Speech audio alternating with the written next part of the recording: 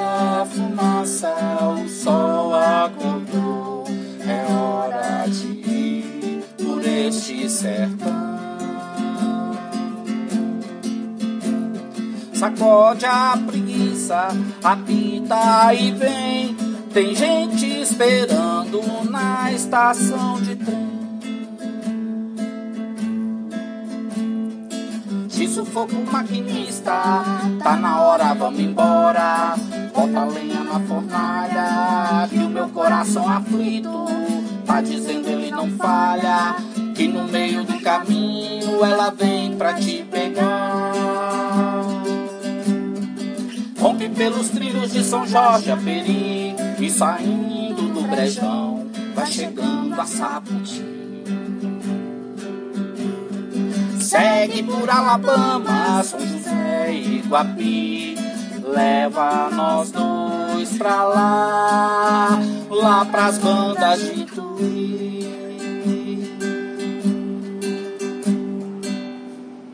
De sufoco anda logo, não aguento esperar. Vai em frente, que moleza, ela vem pra te pegar. De sufoco anda logo, não aguento esperar. Vai em frente, que moleza, ela vem pra te pegar. Maria fumaça, o sol tá pino, eu já não suporto tanto desatino.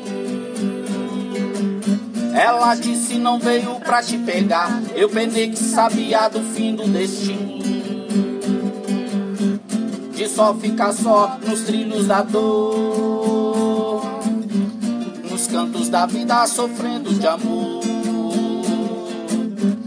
nos cantos da vida sofrendo de amor. Maria fumaça, cadê meu bem? Foi combinado, um dia ela vem. Maria fumaça, cadê meu bem? Foi combinado, um dia ela vem. De sufoco anda logo, não aguento esperar. Vai em frente, que moleza, ela vem pra te pegar. De sufoco anda logo, não aguento esperar. Vai em frente, que moleza, ela vem pra te pegar. Maria fumaça, o sol tá vindo, eu já não suporto tanto desatino. Ela disse não veio pra te pegar, eu pensei que sabia do fim do destino. De só ficar só nos trilhos da dor, nos cantos da vida sofrendo de amor, nos cantos da vida sofrendo de amor. Maria fumaça, cadê meu bem? Foi combinado, um dia ela vem.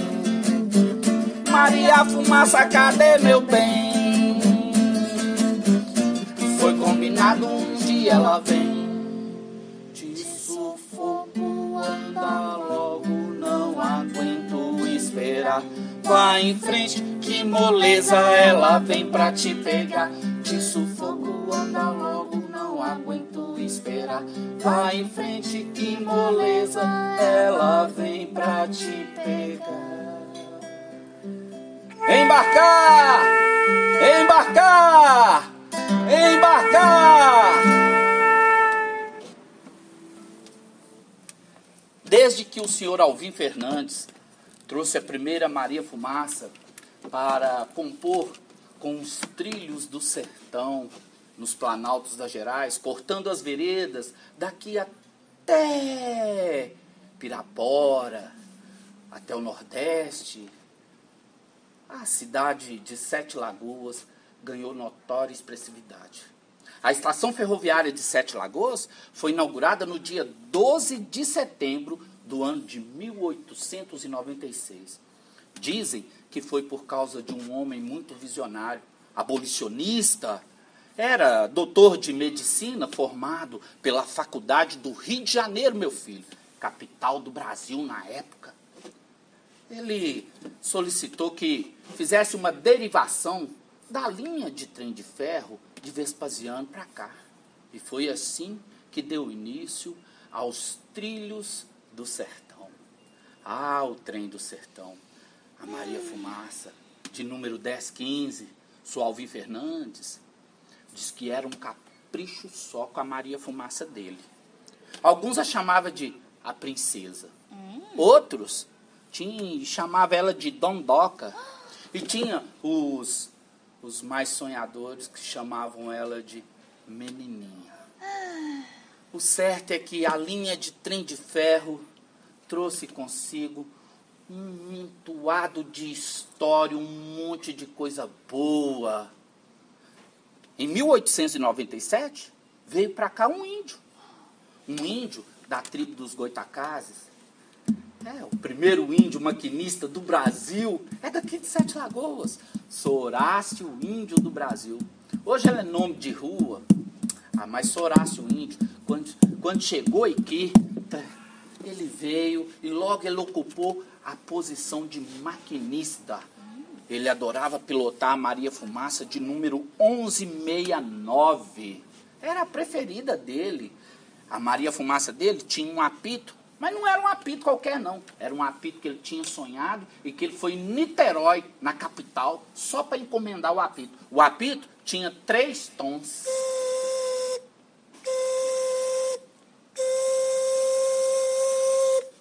Sorácio Índio do Brasil fez tantas benfeitorias junto com seus colegas ferroviários aqui em Sete Lagoas.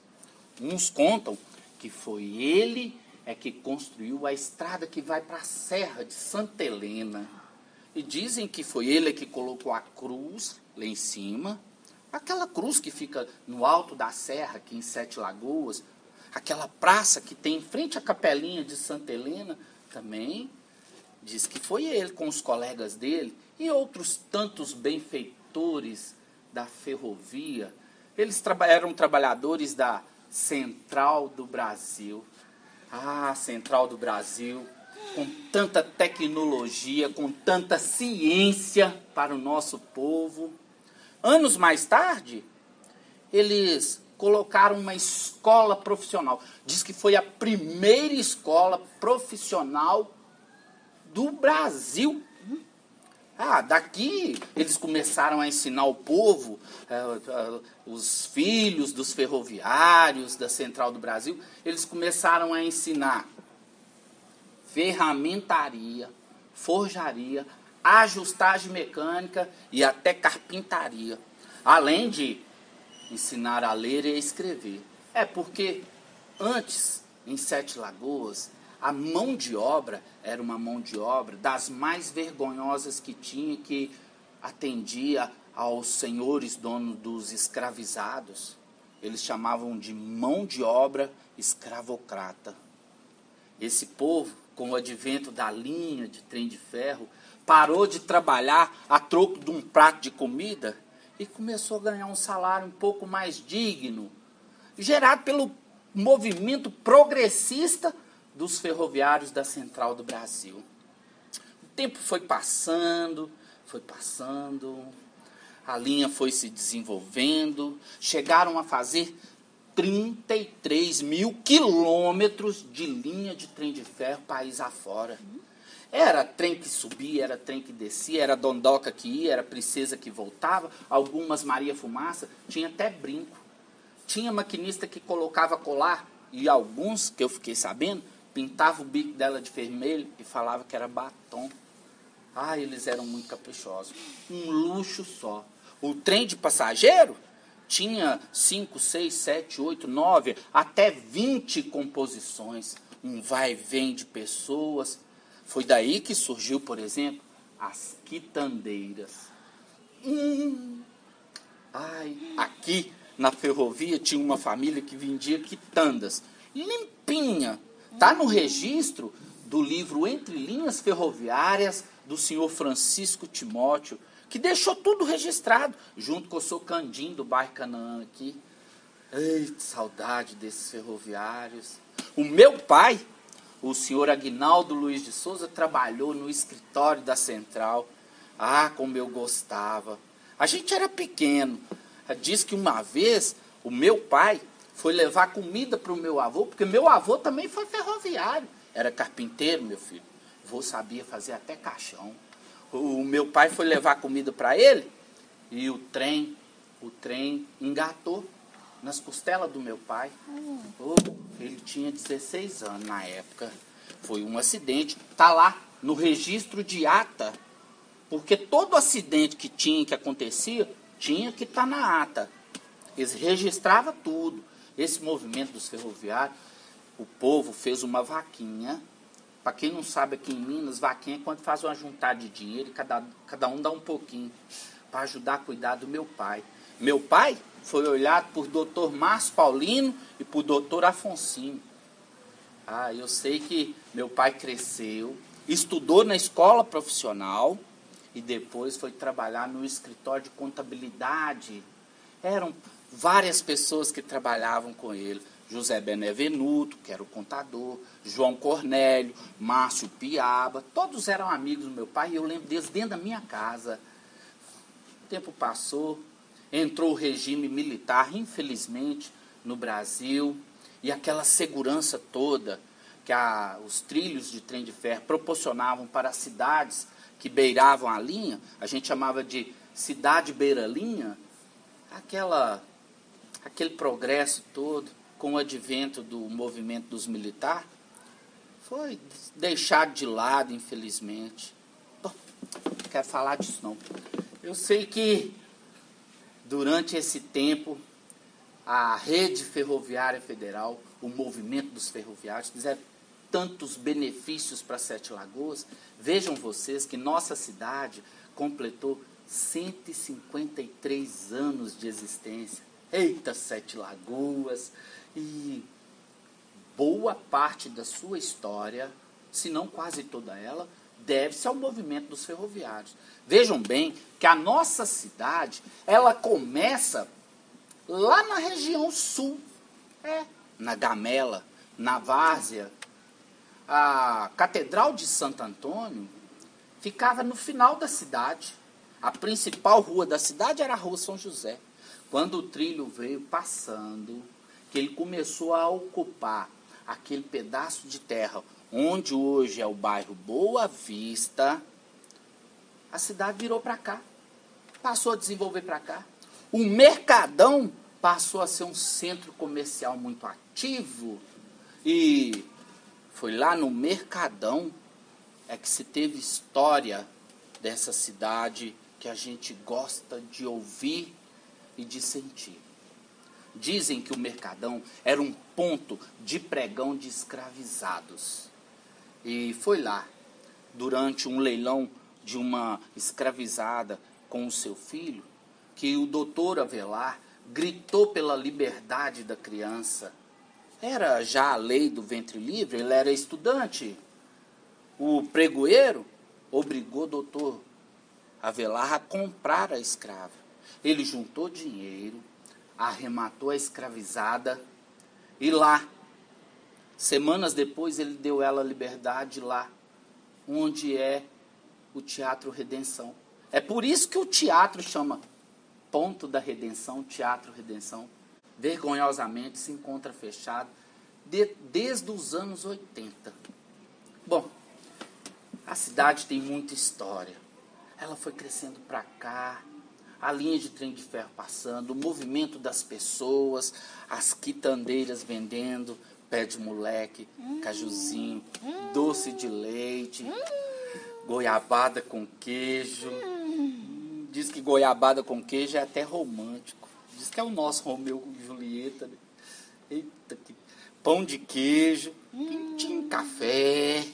Ah, que aquela estação ferroviária tinha de tudo. Tinha até delegado. O delegado é que tomava conta de tudo na estação. Chamava delegado. Era mais respeitado que o delegado de polícia, meu filho. Era muito respeitado. Eu sei que a história do pé de moleque se deve muito a essas quitandeiras. Elas colocavam seus tablados de doce bem na soleira da janela. Os moleques passavam agachados e roubavam o doce delas. Ela saía correndo para fora. com uma colher de madeira na mão, gritando: "Ah, se eu te pego, moleque! Ah, se eu te pego, moleque!" E entre a moçada, o doce passou a se chamar Pé de Moleque. "Ah, se eu te pego, moleque! Ah, se eu te pego!" Ô dó, gente, ô dó desse povo. Ó, tem também a história, né, do Horácio Índio do Brasil com o seu trem fantasma. A sirene do trem dele tinha 3 tons.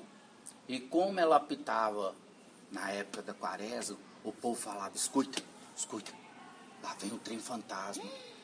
Era a locomotiva 1169, cortando a noite e o silêncio da quaresma, trazendo assombração, trazendo ela, que ninguém pode falar o nome dela, aquela, a desgraça pelada. Mas não pode falar não, porque a gente falar o nome dela, ela vinha puxar o pé da gente à noite. E não é que teve uma vez que aconteceu um acidente com um trem de ferro do Horácio Índio do Brasil? Foi um caso muito engraçado. O trem descarrilhou, os vagões viraram, mas ainda bem, graças a Deus, não teve vítima fatal. Então, nem os instrumentos de uma banda de música que ele estava carregando num vagão especial, nem esses instrumentos arranharam, não amassou nada. Diz que o guarda-freio dele, que ficava em cima dos vagões, né, para frear o trem, levantou do meio dos escombros com aquele monte de ferro retorcido, colocou o boné na cabeça e começou a gritar assustado, dizendo que estava sem cabeça. "Eu tô sem cabeça! Cortaram a minha cabeça! O ferro cortou a minha cabeça!" Diz que Horácio Índio do Brasil foi muito difícil acalmar o moço para falar com ele que aquilo que estava no pescoço dele não era sangue, que era óleo da linha, que não tinha acontecido. Nem o moço teve um arranhão, mas mesmo assim ele insistia falando que estava sem cabeça. Bom, são muitas histórias. O trem, ele dividiu a cidade.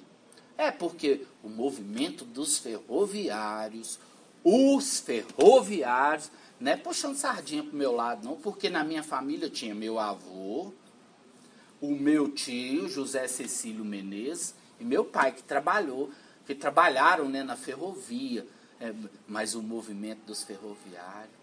Aqui, em Sete Lagoas, teve o movimento dos tecelões, que era da fábrica de tecido.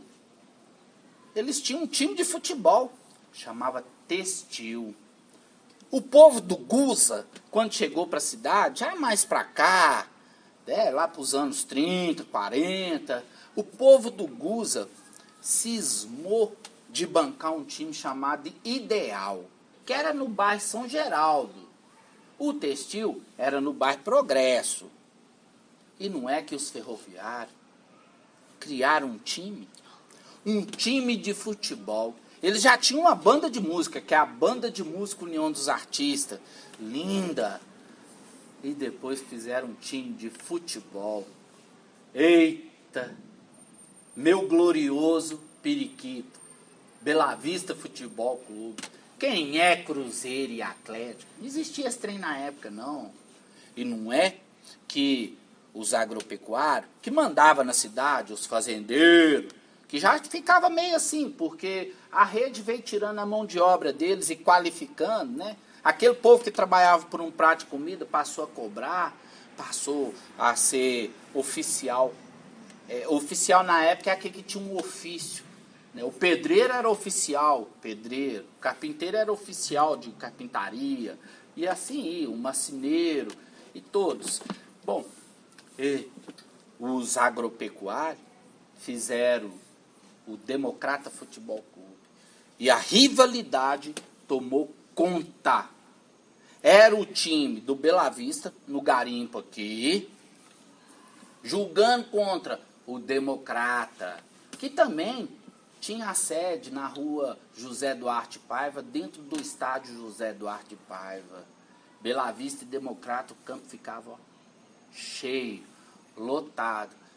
não preciso nem de falar quantas vezes o Bela Vista ganhou do Democrata, porque o Democrata sempre foi freguês do Bela Vista no garimpo, sempre. E é por isso que a maioria dos garimpeiros são tudo belavistanos. Eita, Bela Vista! Bela Vista foi o primeiro time do Brasil a fazer uma excursão para a Europa. Jogou na Europa, meu filho. Ganhou. Aqui, eu ouvi dizer que nós tivemos o melhor jogador de futebol do mundo. Chamava Genuíno. Meu pai contava que Genuíno ficava chupando manga, sentado no muro do Bela Vista. E quando o time estava perdendo, o técnico chamava ele calçava a chuteira e ia lá, fazia 3, 4, 5 gols. Era desse jeito. Diz que Genuíno era assim. Diz que quem viu Genuíno jogar, jamais vai falar que Pelé é o melhor jogador. É desse jeito. Aqui em Sete Lagoas as coisas são assim. Nós temos os nossos ídolos. A cidade dividida, a linha de trem de ferro, criou meio que uma esfera, segundo um historiador que chama Dalton Andrade, a linha de trem de ferro dividiu a cidade, parecendo que passou um muro no meio da cidade. De um lado, o bairro Boa Vista. Era meio que um bairro dos operários, com uma vida boêmia própria. A primeira cadeia era na rua ali, pertinho ali de onde é a estação ferroviária hoje. E as zonas boêmias, a Lagoa do Boa Vista, a Lagoa da Linha. É, Lagoa da Linha. A Lagoa da Linha, que teve um ferroviário que faleceu nessa lagoa. Era o senhor José Félix. Morreu afogado lá, enquanto estava pescando. Por isso que a lagoa tem o nome de Lagoa José Félix. Lagoa da Linha. Bom, era uma cidade de outrora progressista, com uma alma de desenvolvimento sem tamanho. Aqui, de Sete Lagoas, a gente era ligado com o Brasil todo pelas linhas do trem de ferro. Como era boa essa cidade, quanta expectativa, quantas vidas, quantas vitórias, quantas derrotas, quantas almas nesse vai e vem dessa linha. Eita, que a missa dos ferroviários, o Natal dos ferroviários. No Natal dos ferroviários, era comprado presente para todos os filhos de ferroviários. E nos galpões da Central do Brasil, era feito um grande almoço. A gente ia para lá almoçar, era almoço de domingo, os presentes já eram contados, tinha nome, tudo certinho nos presentes, e a gente tomava o Guaraná Alterosa. E tinha uns que dava sorte, algumas crianças que tomavam crush. Não é esse crush que você está pensando, não. Era refrigerante crush. Eita, que era muito bom. Garapete. Uma cidade muito boa. Uma cidade linda. A festa da Serra tinha a banda de música União dos Artistas e toda a Irmandade do Rosário, comandada por Mestre Ananias. E depois, essa mesma Irmandade foi comandada por Janjão, João de Deus, Chico Rei e a Rainha Conga do Estado de Minas Gerais, Dona Cecília Preta, que era esposa do Gustavo Alves Gomes, que também era ferroviário. Dona Cecília Preta tinha um veraneio enorme, cheio de cana. Dizem que ela era uma pessoa tão boa, que ela criou 22 filhos de criação. E hoje tem o ator Gustavo Gomes, que ainda é testemunho, junto com seus irmãos, da benevolência da Rainha Conga do Estado de Minas Gerais. E você sabe quem não saía daqui, de Sete Lagoas, e que vira e mexe, ia na cozinha de Cecília Preta? JK, Juscelino Kubitschek. Isso mesmo. Ele adorava ir lá comer um arroz com frango e um macarrão. E lá na cozinha de Dona Cecília tinha o Wilson Tanuri, cantando, fazendo toadas e músicas. Eita, Sete Lagoas tem campinas verdejantes. Eita, que era uma época linda. Do lado de cá já era Cidade Velha. Bairro Canaã, bairro das Graças, bairro Santa Luzia, que era chamado de Garimpo, as meninas da Rua Curvelo, e por aí ia a cidade para o lado de cá. Os bailes dançantes da noite. O Democrata mantinha um clube muito charmoso. Só que o que ninguém fala é que a banda que tocava no baile do Democrata era uma banda de músicos negros, que tem pouco registro. A gente custa achar registro dos marambaias, dos músicos, dos marambaia lá do Papavento. Era saxofonista, violonista, eram músicos de primeira linha que faziam os bailes do Democrata. Anos mais tarde, já nos anos 70, o Bela Vista começou a fazer um clube também, um clube social.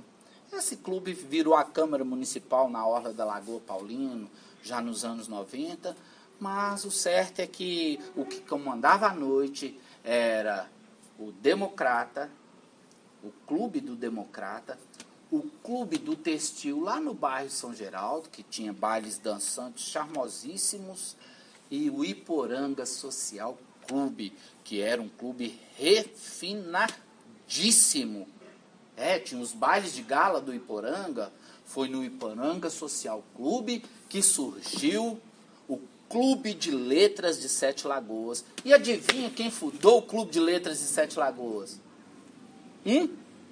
Um grupo que dentre eles tinha um ferroviário, o senhor Francisco Timóteo, que nos anos 90 escreveu o livro Entre Linhas Ferroviárias, para falar do centenário da estação ferroviária, do prédio da estação ferroviária em Sete Lagoas, a quem a nossa cidade, a cultura, as expressões culturais do nosso povo devem demais.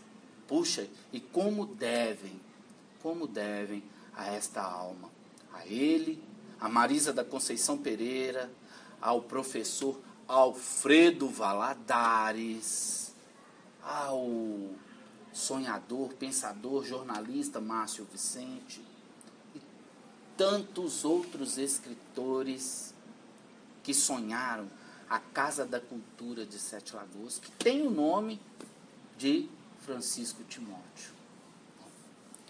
É um pouco da história do nosso povo, da nossa Maria Fumaça, das locomotivas que vinham e trazendo histórias e levavam muitas histórias. Sete Lagoas cresceu muito, cresceu. Na época das locomotivas das Marias Fumaças, a cidade cresceu. Ela não inchou, era uma cidade prazerosa. Ainda é. Nossa cidade ainda é pelos seus artistas, por tudo que tem nessa memória, essa memória tão viva de nosso povo. Eita Sete Lagoas, eita cidade, eita Maria Fumaça, eita ferrovia, trilhos paralelos que não se encontravam, mas que sempre conduziam a gente para algum lugar. Dizem que certa vez veio aportar aqui em Sete Lagoas um menino. Era um menino que se chamava João. João, porque sua mãe era devota de São João Batista, e ele tinha um apelido. O apelido dele era Giló. João Giló. Eita, que essa família veio de trem para cá, e João Giló, quando chegou aqui, viu o descampado. Logo João Giló apanhou feição de sair para caçar passarinho no meio do mato. A mãe dele vivia falando com ele: João Giló, você pode caçar no dia que você quiser, menino, mas na sexta-feira santa você não caça, menino, que sexta-feira santa dá azar. E João Giló falava assim: Ah, mãe, isso é bobagem. Esse povo do trem acha que sabe tudo. Isso é coisa desse povo do trem, é folclore. Não acredito nessas coisas de folclore, não. E a mãe de João Giló falava: João Giló, quem não escuta a mãe, escuta? Coitado! Coitado de João Giló, que saiu um dia de sexta-feira da paixão pra caçar. O apito sirenado de 3 tons da Maria Fumaça já tinha tocado no meio da noite.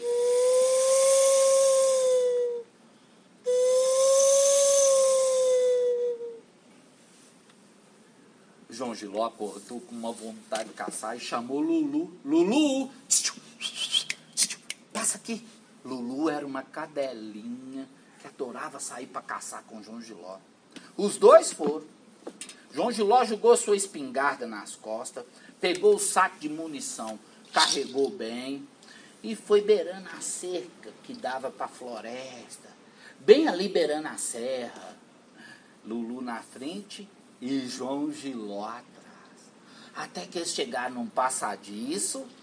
João Giló passou entre o passadiço, Lulu passou debaixo da cerca e os dois foram entrando, caminho do chuveirinho ali da serra.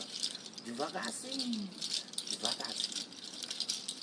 Apesar de ser de dia, o que João Giló ouvia no meio da floresta era o barulho da noite.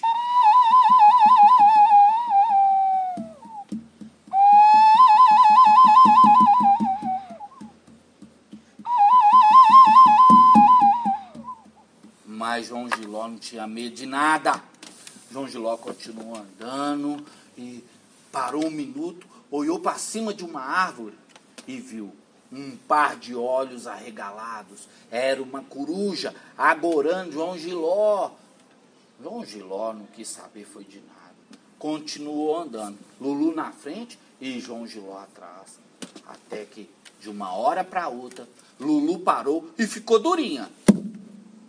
O focinho dela apontava para frente e o rabo esticado para trás. Ela apontava para uma moita. Lulu rosnou. Correu, entrou dentro da moita e saiu gritando e chorando, feito louco. E desapareceu. A gente mal via o rabo de Lulu na curva do trilho dentro da floresta. João Giló foi caminhando para o lado da moita com a sua espingarda, apontou bem, abriu a moita com o bico do cano da espingarda e viu. Você sabe o que viu?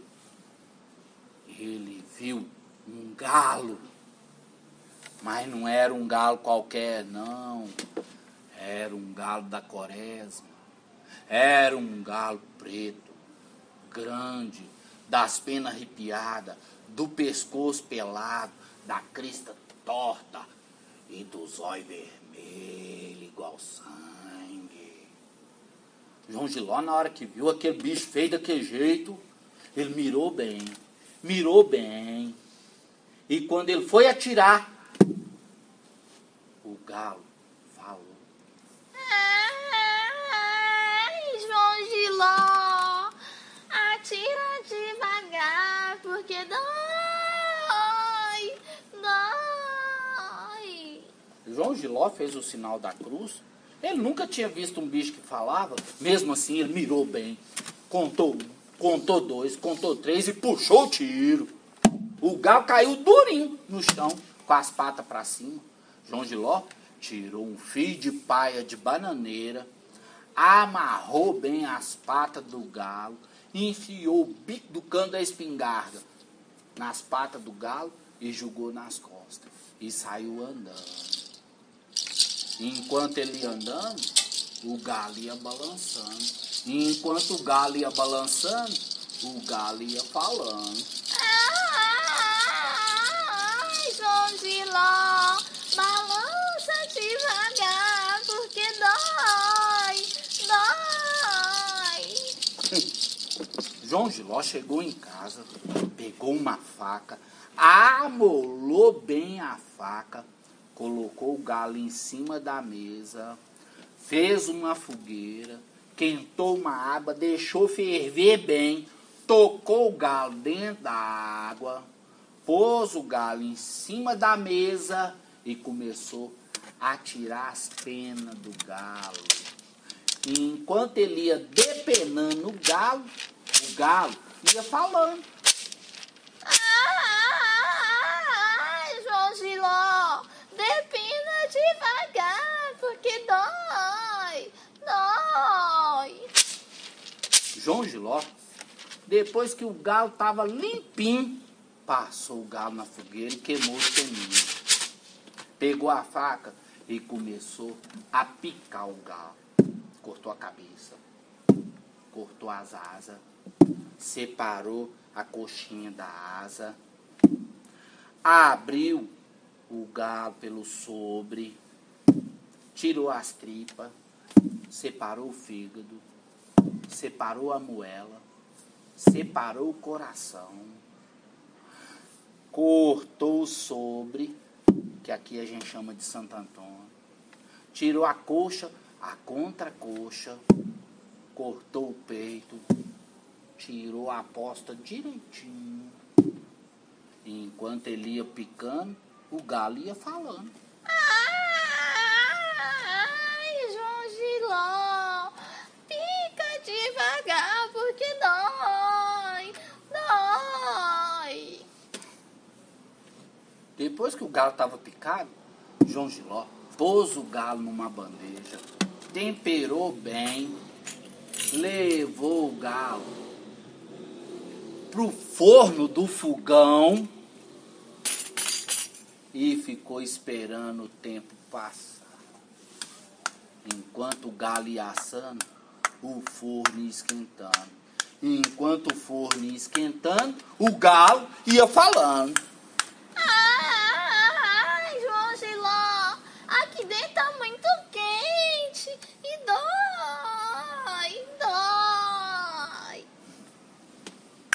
De repente, João Giló escutou um barulho estranho vindo lá da cozinha. Era um estouro, um estampido. A panela do galo caiu pro chão. O galo saiu batendo a asa. Passou pela porta da cozinha. Entrou pela porta do banheiro. Saiu pela janela do banheiro e pousou em cima da cruz da igreja. E até hoje, o galo está em cima da cruz da igreja. Quem achar que eu estou falando mentira, na porta da Catedral de Santo Antônio tem uma cruz. Em cima da cruz tem um galo. Diz que é o galo de João Giló. João Giló mais nunca quis saber de desobedecer à mãe. E mais nunca ele quis desfazer dessa coisa do folclore. Amanhã é dia santo, dia do corpo de Deus. Quem tem roupa vai na missa, quem não tem faz como eu. Ei! Amanhã é dia santo, 1, 2, 3, dia do corpo de Deus. Quem tem roupa vai na missa, quem não tem faz como eu. 1, 2, 3, 3 e 3, 6, 6 e 3, 9, 9 e 3, 12. 1, 2, 3, 3 e 3, 6, 6 e 3, 9, 9 e 3, 12. Amanhã é dia santo, 1, 2, 3, dia do corpo de Deus. 3, 3, 6. Quem tem roupa vai na missa, 6, 3, 9. quem não tem faz como eu. 9, 3, 12.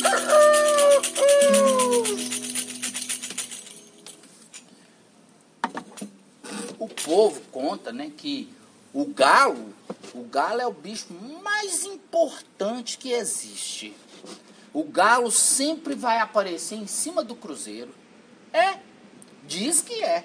Ele sempre está ali, sabe por quê? Porque foi o galo que anunciou o nascimento de Jesus Cristo.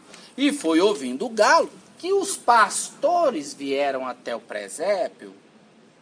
Dizem que esse mesmo galo anunciou para a humanidade quando Pedro, o apóstolo de Cristo, negou Cristo por 3 vezes. O galo cantou a cada negativa de Pedro. Esse mesmo galo, quando Cristo finalmente entregou o seu corpo para a cruz, que ele faleceu, diz que o galo cantou, o céu escureceu e deu uma enorme tempestade na terra. A terra tremeu. E diz que esse mesmo galo cantou quando Judas, arrependido de ter vendido Jesus por 30 moedas, se enforcou. Por isso que o galo canta a noite toda. O galo canta de tempo passado. E tinha ferroviário que sempre tinha um galo dentro de casa. O Cunca, que era um ferroviário, tinha um galo que chamava Bisteco. E o seu cachorro chamava Neném. E Cunca falava assim, oba, oba. E cada vez que ele falava oba, oba, Bisteco cantava. E Cunca tomava umazinha para aliviar a tensão e as lembranças. Eita época, povo de 7 Lagoas. A linha de trem de ferro não está lá mais hoje. Hoje nos resta a estação. A estação ferroviária que, há tempos atrás, um prefeito malquisto, um rei mal coroado de nosso povo, queria passar o trator em cima. E foi por causa do movimento dos ferroviários, encabeçado por Sr. Francisco Timóteo e por Sr. Candinho, que a gente ainda tem o Museu dos Ferroviários. A eles, nossa gratidão. Nas entrelinhas ferroviárias está o nosso coração. Está vivo. Esses homens nunca morrem. As eras do universo passam, mas essas pessoas, elas ficam. A nossa homenagem, a nossa gratidão. Nossa Maria Fumaça agora tem que ir. Tem que ir para rumar em outros trilhos, para contar outras histórias. Vem com a gente.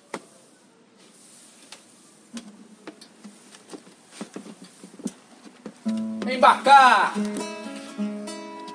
Ponta de areia,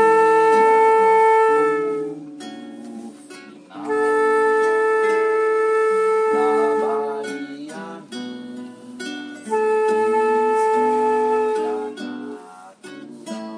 que ligava Minas ao Porto ao mar, caminhos de ferro mandaram arrancar, velho maquinista com seu boné, lembra o povo alegre que vinha cortejar. Maria Fumaça não canta mais para as russas flores, janelas e quintais. Na praça vazia, um grito, um ai. Casas esquecidas, viúvas nos portais.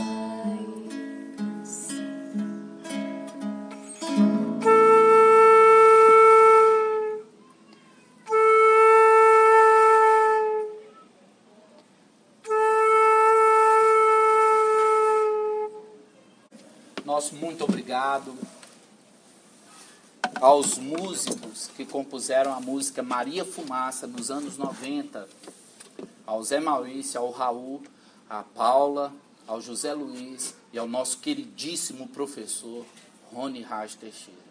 Nosso muito obrigado por emprestar a música Maria Fumaça de abertura desse nosso trabalho de hoje.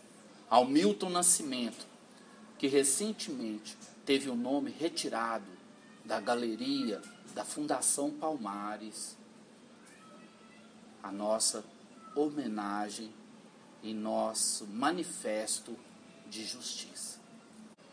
Eles passarão, nós passaríamos.